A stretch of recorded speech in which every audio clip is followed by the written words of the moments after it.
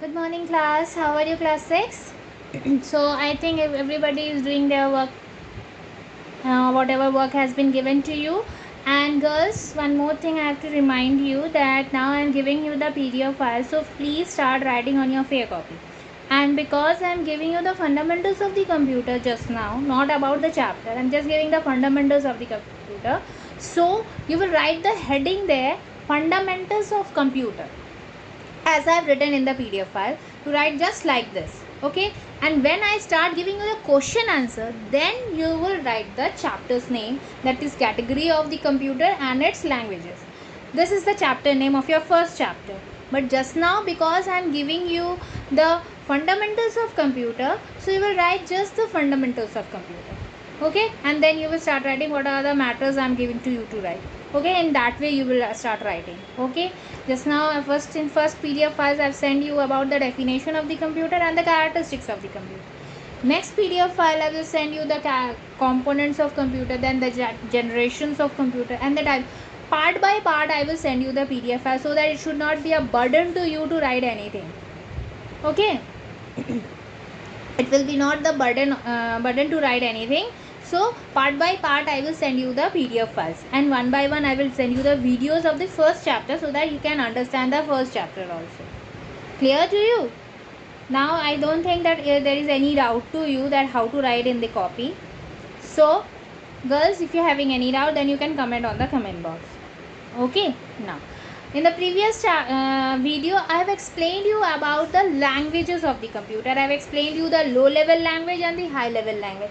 I told you also the low level language is divided into two parts, that is machine level language and assembly language. And machine level language understand only the machine code, that is binary code 0 and 1, and assembly language understand the symbols and the numbers that are called mnemonics. The symbols and numbers are called mnemonics, okay?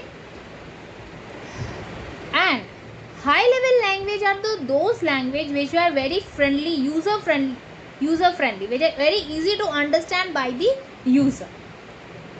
वो language जो आसानी से user को समझ में आ जाए. Low level language क्या था? वो सिर्फ मशीन को समझ में आता था क्योंकि वो मशीन ओरिएंटेड था. लेकिन ये जो लैंग्वेज है ये यूज़र फ्रेंडली है, जो यूज़र को आसानी से समझ में आ जाता है, ठीक है? अब क्या है कि now what that we need, every language need a translator. Like I am giving you one example. Like when I am talking in English, okay, but if I am talking in interior areas, inside the village, if I am talking in English, then the villagers will not understand the English language. But the condition is that I can't talk in Hindi, okay, because I don't know Hindi, so I will talk in English. Now I need a translator to translate that to them so that they can understand, okay? So now I am talking in English.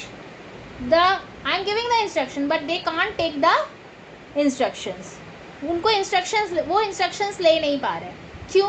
क्योंकि उनको समझ में नहीं आ रहा है कि हमने क्या कहा, ठीक है? जैसे हम आपके साथ दो लैंग्वेज में कम्युनिकेट कर रहे हैं, एक इंग्लिश और एक Hindi. I am talking with English also and Hindi also so that you can understand, okay? If I am continuously talking in English, somebody will not understand. Okay, so I am explaining you everything in English also and Hindi also. हम आपको हिंदी में भी समझा रहे हैं और English में भी समझा रहे हैं. ऐसे ही अगर कहीं ऐसा हो कि सिर्फ इंग्लिश आता हो, किसी को हिंदी नहीं आता हो, तो उसको अपने इंस्ट्रक्शंस को समझाने के लिए कुछ तरीका चाहिए, दैट ट्रांसलेटर, ओके? अब क्या है कि अगर वो इंग्लिश में ही बात करता रहेगा तो इंस्ट्रक्शंस उन तक तो जा रहे हैं लेकिन उनको समझ में नहीं आ रहा है. इसके लिए उनको ट्रांसलेटर की ज़रूरत पड़ेगी. अब जब ट्रांसलेटर रहेगा तो उनको वो इंस्ट्रक्शंस ट्रांसलेट करके बताएगा कि ये है, तब वो जो उसको समझ में आएगा तब वो जाके वो काम कर पाएंगे. वन मोर एग्जांपल, आप हिंदी में बात करें, आपके सामने वाला तमिल में बात कर रहा है, क्या आपको समझ में आएगा वो तमिल में क्या बोल रहा है? ना वो आपकी भाषा समझ पा रहा है ना आप उसकी भाषा समझ पा रहे. दोनों को ट्रांसलेटर की ज़रूरत पड़ेगी या किसी एक को ट्रांसलेटर की ज़रूरत पड़ेगी? एक ही ट्रांसलेटर की ज़रूरत पड़ेगी या दो ट्रांसलेटर की ज़रूरत पड़ेगी? ठीक है, समझ में आया? तो किसी भी चीज़ को अगर हमको समझाना होता है तो हम अपने तरीके से समझाते हैं, हम अपने तरीके से समझाते हैं, लेकिन तरीके से तभी समझा पाएंगे जब हम उस लैंग्वेज को समझ पाएंगे।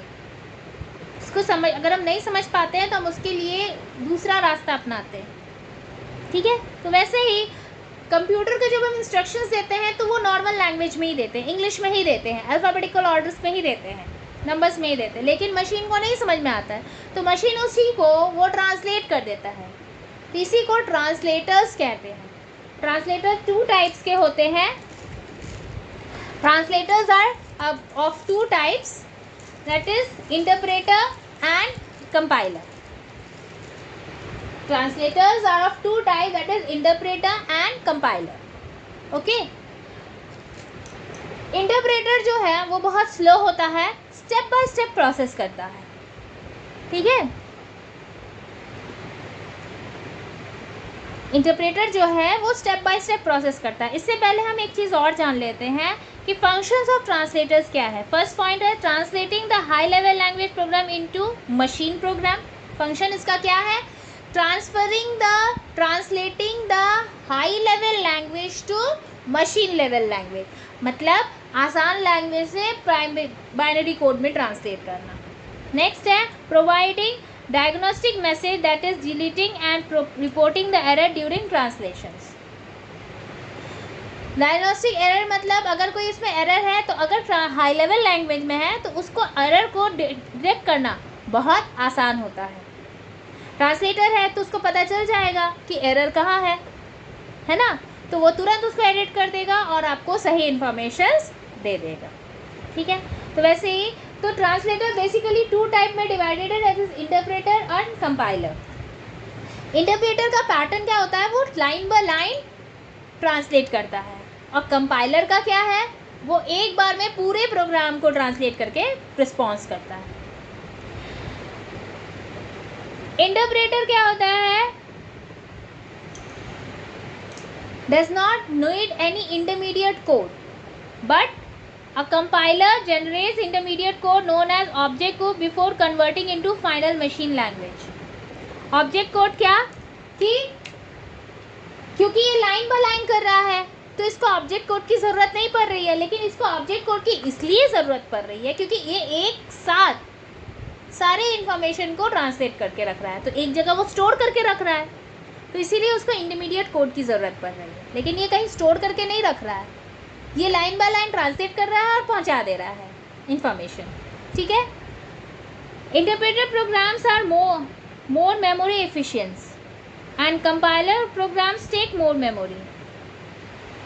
इंटरप्रेटर प्रोग्राम को मेमोरी की ज़रूरत नहीं पड़ती है, लेकिन कंपाइलर प्रोग्राम को मेमोरी की ज़रूरत पड़ती है। क्योंकि interpreter program line by line कर रहा है तो वो कहीं जाके स्टोर नहीं हो रहा है, वो कोई स्पेस नहीं ले रहा है।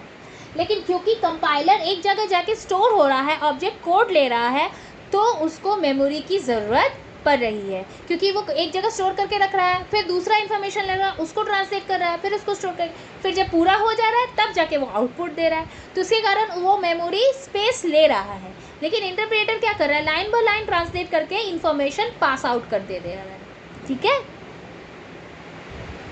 जैसे फॉर एग्जाम्पल है कि आप कुछ बोल रहे हैं इंग्लिश में और जो ट्रांसलेटर है वो एक जगह जाके स्टोर करके रख रहा है, उस चीज़ को लिख के रख रहा है, और जब वो आपका भाषण कंप्लीट हो जा रहा है तब जाके वो बोल रहा है, ठीक है।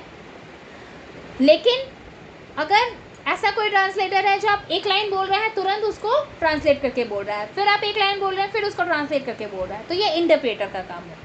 कंपाइलर का काम क्या हो गया? आप बोले जा रहे हैं और जो आपको ट्रांसलेटर है वो लिखते जा रहा है, स्टोर करके रख रहा है, और जब आपका बोलना ख़त्म हो जा रहा है तब वो ट्रांसलेटर कंप्लीट ट्रांसलेशन करके बता रहा है, ठीक है।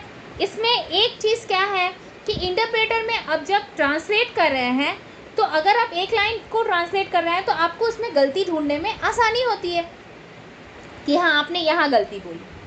लेकिन कंपाइलर में क्या है कि आप पूरे लाइन को ट्रांसलेट कर रहे हैं, तो आप जब बोल दिया, जब आपने लिख लिया, तो उसमें आपको एरर ढूंढने में दिक्कत हो सकती है।